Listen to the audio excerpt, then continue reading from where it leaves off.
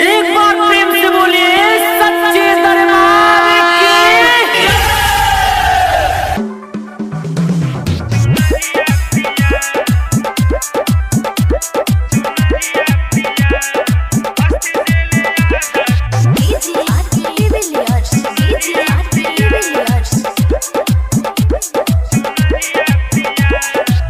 मथुरापुर से कपूरवा मंगादा, छितही से जाके लवंगिया लियादा।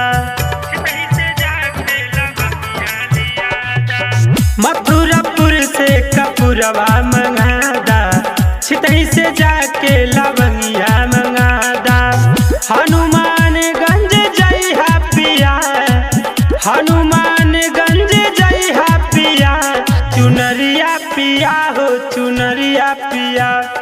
बस्ती से ले आदा चुनरिया पिया, चुनरिया पिया हो चुनरिया पिया। बस्ती से ले आदा चुनरिया पिया।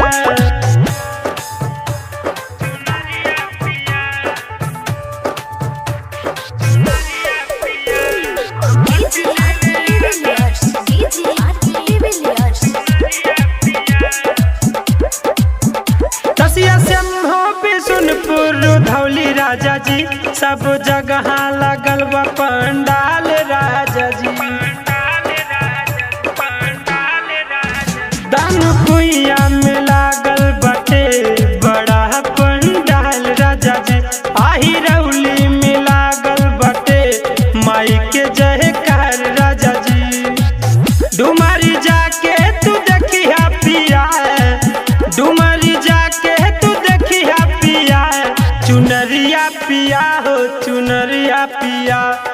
बस्ती से ले आदा चुनरिया पिया, चुनरिया पिया हो चुनरिया पिया। बस्ती से ले आदा चुनरिया पिया।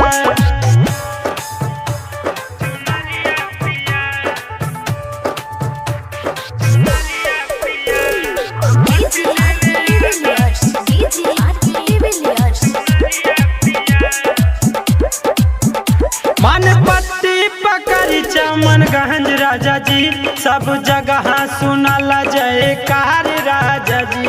ए सैया जी सुनी ना, आज हमरा के लेके चला माई के पंडाल राजा जी। माई सुन ली है आज हमरो दिल के पुकार राजा जी। रतन गावे भजनिया पिया, रतन गावे भजनिया पिया, चुनरिया पिया हो चुनरिया पिया। बस्ती से ले आदा चुनरिया पिया, चुनरिया पिया हो चुनरिया पिया।